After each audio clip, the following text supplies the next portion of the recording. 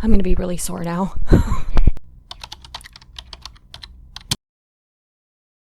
Hi everyone, welcome back to my channel. Today we are doing a good old-fashioned book haul, and I am going to break this up into two sections. One section with non-special editions, and then the other section with special editions.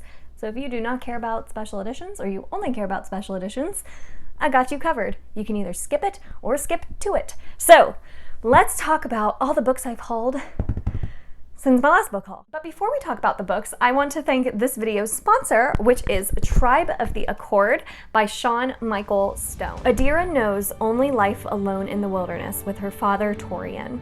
Surviving the wild is bearable with him. That's until a mysterious clan known as the Ursa abduct him.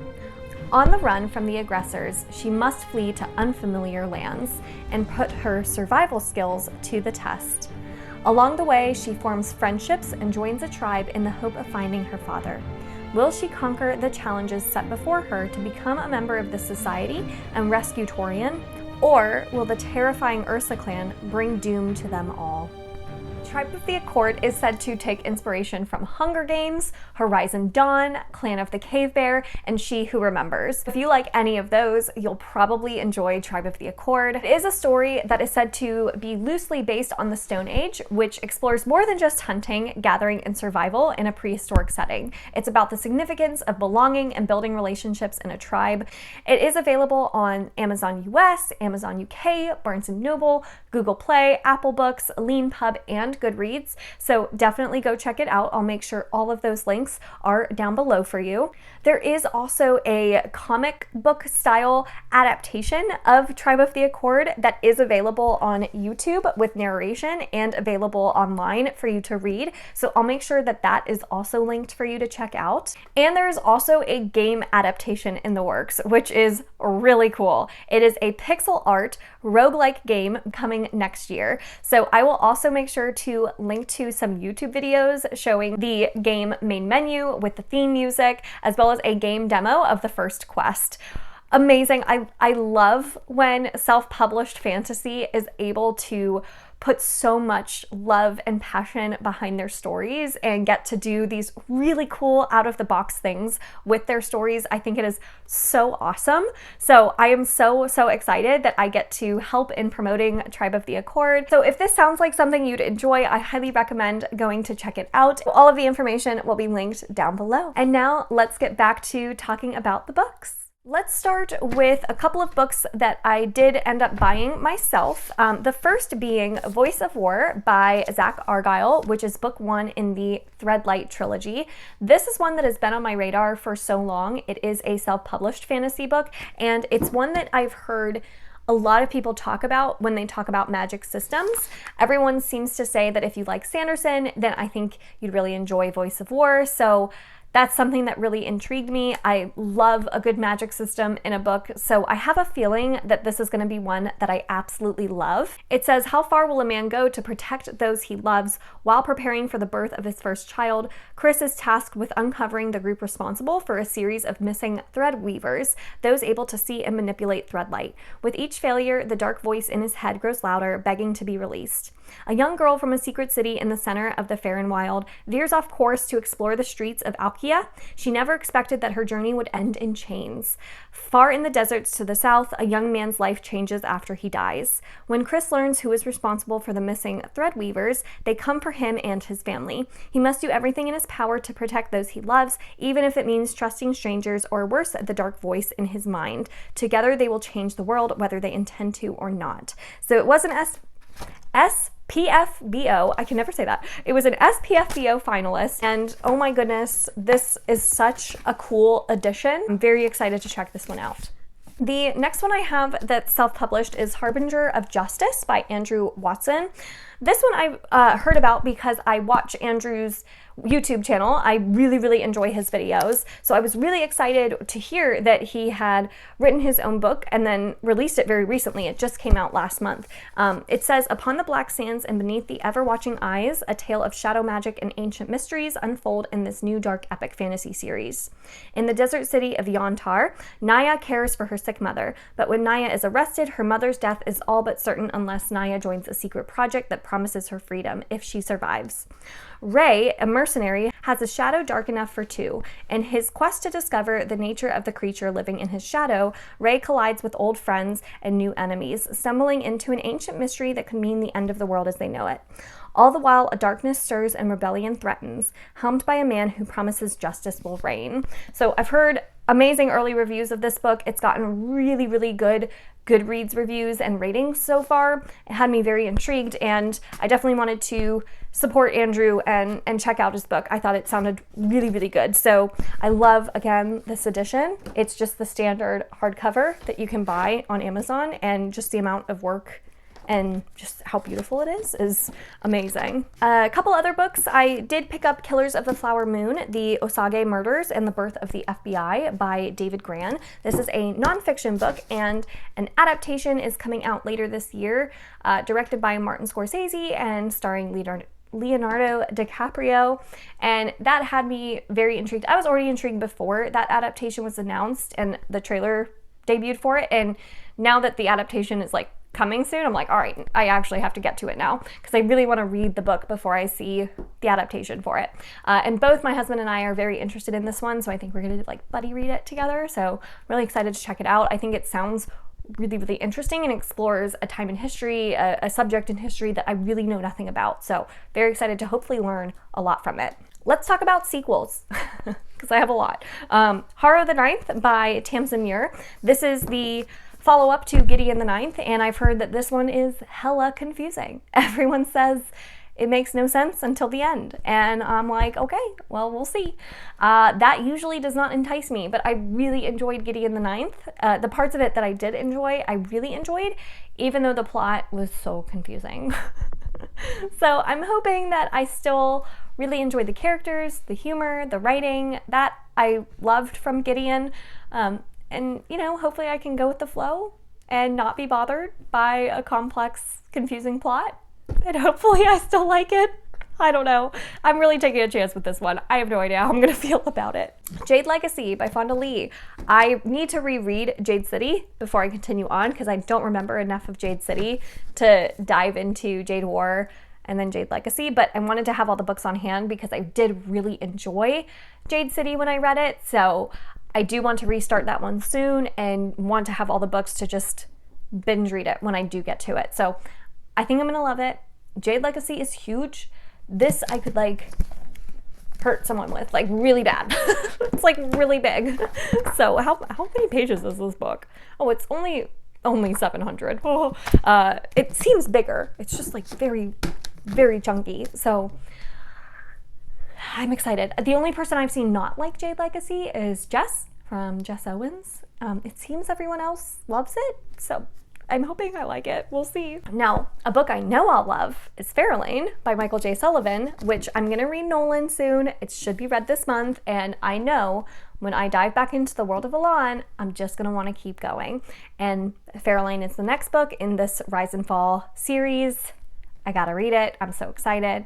And then Ezra Haddon comes out in August, so I'll get to buy that one and then read that one very soon. I just love this world so much that Michael J. Sullivan's created, and I love the way he writes characters so much. So I'm just so excited to be back in this world. Can't wait. Oh my god, I just hit myself. The Liar's Knot by M.A. Carrick. This one was so kindly sent to me by Orbit, and I have not read The Mask of Mirrors yet, but everyone tells me I'm gonna love The Mask of Mirrors. So I wanted to have the sequel on hand for when I hopefully read and love Mask of Mirrors. I know that the last book in this series, I think either just came out or is coming out very, very soon. So I think this trilogy, I think that's all the books. So I'm really excited to check it out. It seems to be very, very political. That's all I've heard. That's all I've heard. And I've heard I'll like it. A lot of people have told me I'll like it. So I'm hoping they're right. Chunky books. Okay, more chunky books. How many pages was this one? This was like 600. Oh my god. And then this one. Look how big this is. That's insane. It's like almost the width of my head. The Light of All That Falls by James Islington is the third book in the Licanius trilogy, and just like Jade City, I need to reread The Shadow of What Was Lost before I continue on with this series because I don't remember enough. But I really, really enjoyed The Shadow of What Was Lost, like maybe even more than Jade City.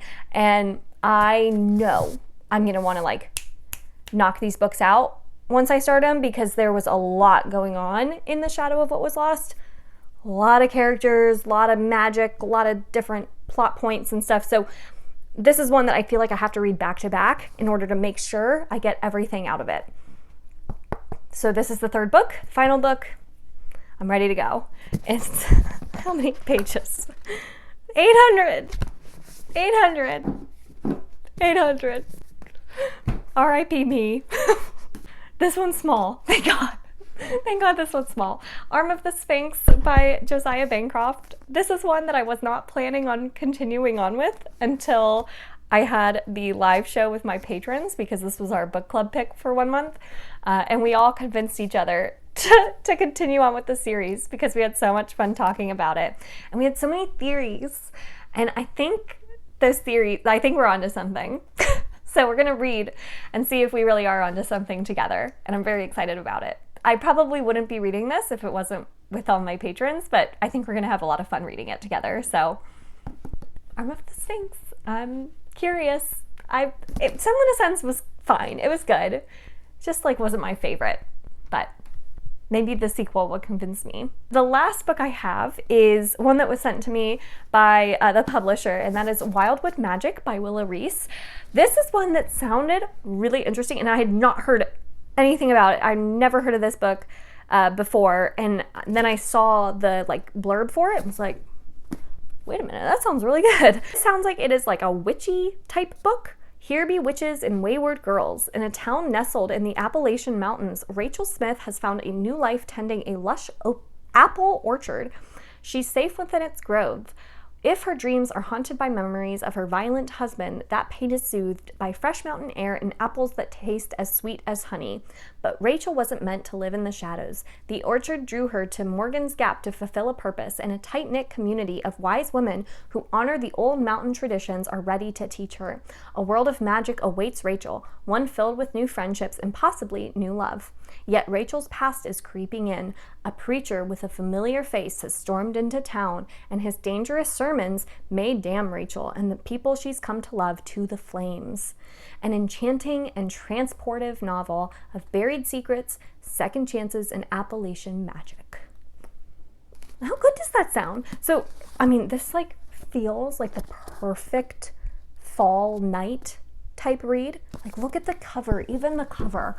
The apple orchard. Oh, I just want to curl up with a blanket in a chair outside in the fall time and read this book.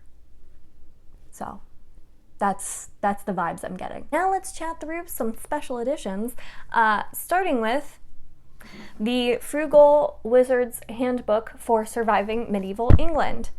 That is just terribly long. That title is so long. I'm very excited for this. I've heard not great reviews of this book, but I'm excited for it because I have heard that this is like a sci-fi thriller, which like from Sanderson wasn't expecting, but I'm here for it. I love a good sci-fi thriller.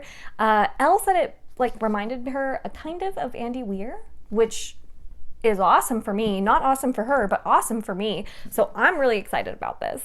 I think it's just, maybe it got middling reviews because it was not what people were expecting from Sanderson at all. But now that I've kind of heard those middling reviews, I'm not going in with the highest of expectations. And I also know kind of like what the genre is. So maybe I'll end up really liking it. And it's a really pretty book. So I hope I do like it. Look at that. Look at that.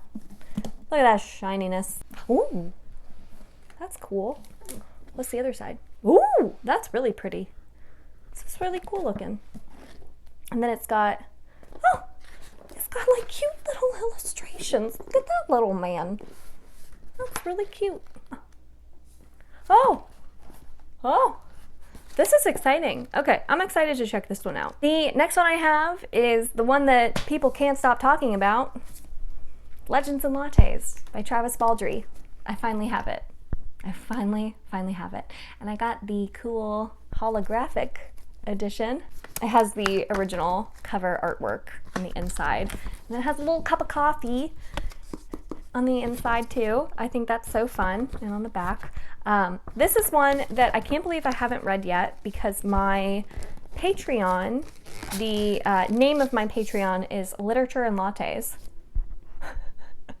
Why haven't I read Legends and Lattes yet? And then here is the sprayed edge, which is really cool. I love a good rainbow. So this is what I'm really excited for. You know what? I have heard it is like the coziest fantasy ever, and it's just about an orc who is making a coffee shop. I hope I like it. I did not like Emily Wilde's Encyclopedia of Fairies, so I'm hoping I like Legends and Lattes. The next one I have is Shanghai Immortal by A.Y. Chow. This is one that was on my radar even before I got it in the book box, so I was really excited when this was the selection. I like this coloring of the cover. This one has really pretty edges and has gorgeous, gorgeous artwork inside, so I do love that. And then it has on the hardcover itself this gorgeous design. It has like this really nice feel to it. This is one that I think is a Chinese inspired fantasy, and it is a standalone and has like a lighter tone to it. It says it is about a woman who is half vampire, half fox spirit, all trouble. Adult fantasy debut, teams with Chinese deities and demons cavorting in Jazz Age Shanghai.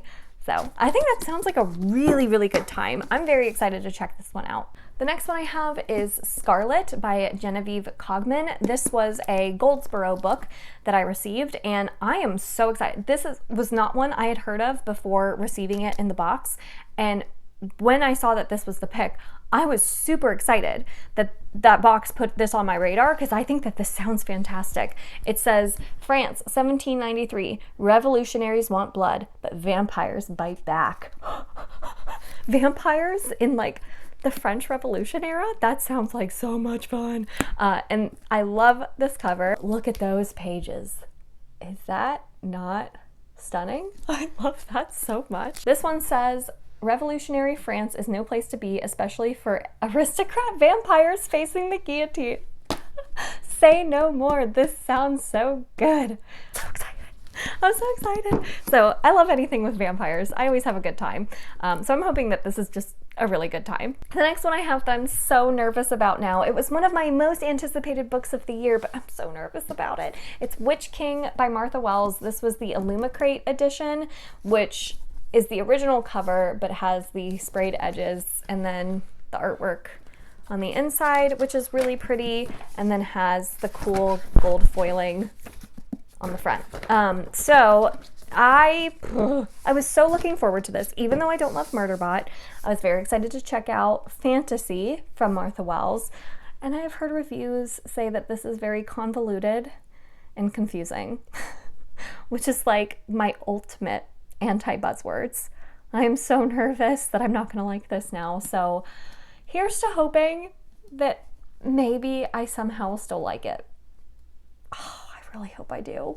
The next book is The Sun and the Void by Gabriela Romero Lacruz. Now this is one that was also one of my most anticipated releases of the year. I was so excited when this was selected for the book box. This is a South American inspired fantasy series, and I love that. I don't think I've read anything that is like South American inspired fantasy, so that already intrigued me, but I've been hearing some like mixed reviews come out, so I'm a little nervous now. So I'm trying to like lower my expectations just a little bit and still go into it with like an open mind that hopefully I'm gonna love it still. But this book is absolutely stunning, and I love the pages, and then inside you can see the pretty artwork, and then really pretty gold foiling on the book. So it's a gorgeous book. I hope I like it. It's actually a lot bigger than I was expecting. So yeah, I hope I love this one. We'll see. Okay, the next two books I got from the Broken Binding. You've seen them all over. It's the Priory of the Orange Tree and A Day of Fallen Night. This set with these edges, I couldn't resist. The Priory of the Orange Tree and A Day of Fallen Night already had my favorite covers of all time, and then when I saw those pages, it's a masterpiece. It's truly a masterpiece. This is like something I will display proudly forever. It's so beautiful, so beautiful. And then on the inside is just the most gorgeous gold foiling ever. Even the Illumicrate versions of these books are also beautiful, but something about these sprayed edges, it's like the most beautiful thing I've ever seen. I'm so happy when these came back in stock. I was so happy. So I haven't yet read them, but I've heard great things, and I think I'm going to absolutely love them. A Day of Fallen Night is the prequel to A Priory of the Orange Tree, and I've heard you can read them in either order. Standalones following this epic fantasy world, multiple characters, and dragons. So, really excited. Hope I love them. I hope the inside is as beautiful as the outside is. And then non-book boxes, but still special editions. The Witcher, The Last Wish, the illustrated edition. Even though I didn't love the Witcher series, I really enjoy the short stories. So I knew I eventually wanted to get the illustrated edition of The Witcher. People like to invent monsters and monstrosities, then they seem less monstrous themselves. That's such a good quote. So I'm very excited to own this because I do see myself rereading the short stories and wanted this gorgeous illustrated edition to do that from. To see the pictures accompany the stories. So I'm very excited. I do plan on picking up the other short story collection in the illustrated edition as well so that I can get those matching, but I loved this edition. Very happy to add it to my collection. And then finally, I got the Penguin cloth-bound edition of Dracula by Bram Stoker. I've read this classic. I enjoyed it. It wasn't like my favorite, but I was surprised by how much I liked it. And every time I read a classic, I'd like to grab the Penguin cloth-bound edition. I'm starting to try to build up my collection of these. And that may sound really silly to some people that don't collect books, but I like collecting books as well as reading them. So I like having these Penguin cloth-bound editions of books I've read, of classics I've read and really enjoyed. So Dracula was the latest one I wanted to pick up. So those are all the books I've hauled. Did you see any that you've read? What did you think of them? And then what is the latest book you've hauled that you're excited to get to? Let me know in the comments down below. Thank you all so much for watching this video. If you enjoyed it, make sure to give it a thumbs up, subscribe if you'd like to, and I will see you all in my next one. Bye!